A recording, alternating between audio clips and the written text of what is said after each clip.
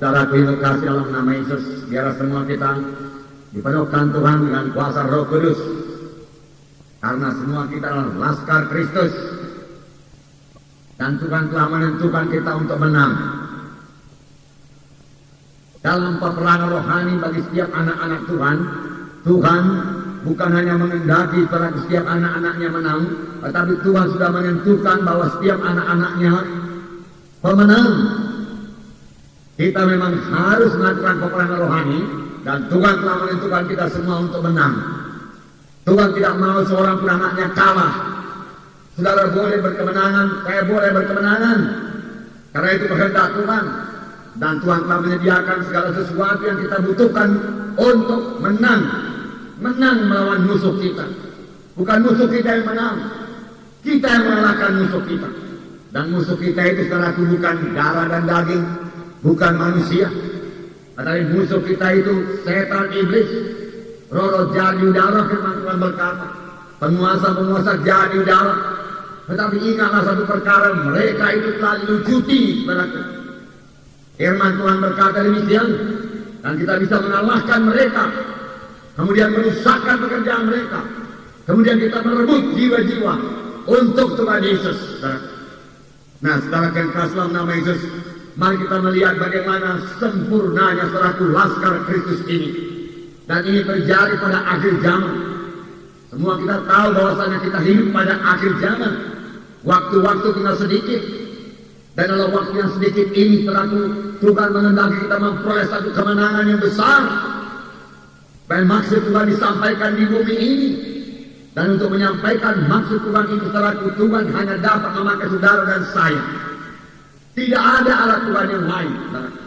Hanya saudara dan saya, yaitu anak-anaknya yang sudah dia tebus, yang sudah dia selamatkan, dan yang dia lengkapi dengan memberikan Roh Kudus kepada saudara. Saudara sudah dipenuhkan dengan Roh Kudus. Firman Tuhan berkata, Roh Kudus itu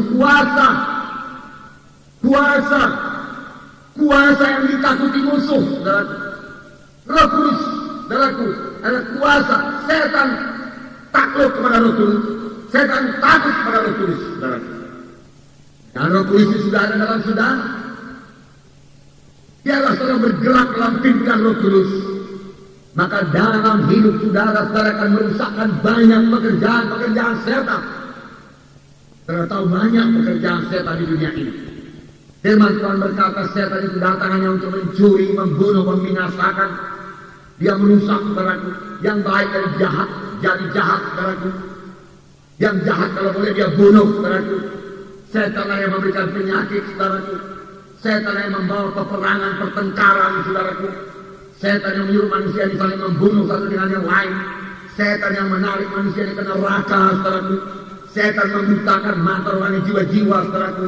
Dan kita ini telah disuruh Tuhan untuk merusakkan pekerjaan setan. Dan kita bisa merebut jiwa-jiwa ke kerajaan surga. Nah, mari kita lihat lebih dahulu tantara ini. Dalam Joel pasal 2, ayat 7 sampai 11. Joel pasal 2, ayat 7 sampai 11. Mari kita baca bersama-sama mulai ayat 7. Seperti pahlawan mereka berlari, seperti prajurit mereka naik tembok. Mereka masing-masing berjalan terus dengan tidak membelok dari jalannya. Mereka tidak berdesak-desakan. Mereka berjalan terus masing-masing di jalannya. Mereka menerobos pertahanan dengan tombak. Mereka tidak membiarkan barisannya terputus. Mereka menyerbu ke dalam kota. Mereka berlari ke atas tembok. Mereka memanjat ke dalam rumah-rumah. Dan mereka masuk melalui jendela-jendela seperti pencuri. Di depannya bumi gemetar, langit bergoncang, matahari dan bulan menjadi gelap, dan bintang-bintang menghilangkan cahayanya. Dan Tuhan memperdengarkan suaranya di depan tantaranya. Pasukannya sangat banyak, dan pelaksana firman-Nya kuat. Betapa hebat dan sangat dahsyat hari Tuhan. Siapakah yang dapat menahannya? Inilah pahlawan-pahlawan Kristus pada akhir zaman. Laskar Kristus pada akhir zaman, di mana Roh Kudus sudah dicurahkan. Dan sekarang ini Roh Kudus sudah dicurahkan. Sebab dalam ayat 28 dikatakan, dalam Joel pasal 2 ini juga ayat 28, Roh Kudus dicurahkan. Saya membacakannya kepada saudara. Kemudian daripada itu akan terjadi bahwa aku akan mencurahkan rohku ke atas semua manusia. Maka anak-anakmu laki-laki dan perempuan akan bernubuat, dan orang-orang yang tua akan mendapat mimpi, dan teruna-teruna akan mendapat penglihatan-penglihatan. Juga ke atas hamba-hambaku laki-laki dan perempuan akan kucurahkan rohku pada hari-hari itu. Dan roh Tuhan inilah yang akan memimpin segenap anak-anak Tuhan.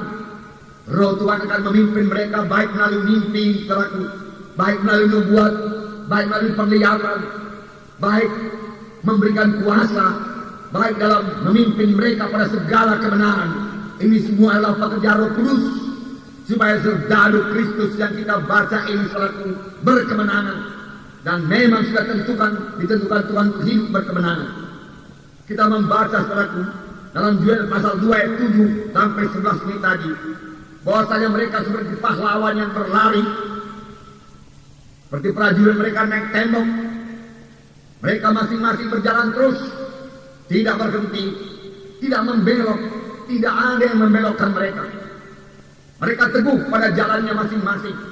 Mereka maju terus. Mereka tidak dapat dikalahkan. Mereka tidak mau menyimpang daripada jalan Tuhan. Dan ayat 8 berkata, mereka tidak berdesak-desakan. Mereka berjalan terus, masing-masing di jalannya, masing-masing dalam panggilannya. Mereka berjalan terus, tidak terputus. Mereka tidak membiarkan barisannya terputus. Mereka menyerbu ke dalam kota. Mereka berlari ke atas tembok. Mereka memanjat ke dalam rumah-rumah, masuk melalui jendela-jendela. Apakah artinya ini saudaraku? Laskar Kristus ini saudaraku akan mengadakan kebangunan rohani yang luar biasa bagi seluruh bumi ini. Mereka akan mempengaruhi kota-kota buat Tuhan. Mereka akan merebut desa-desa buat Tuhan. Mereka akan menerobos masuk ke rumah-rumah, yang berarti mereka akan menerobos masuk ke dalam keluarga-keluarga. Mereka akan menerobos masuk ke dalam pemuda-pemudi, sehingga pemuda-pemudi diselamatkan, remaja-remaja diselamatkan.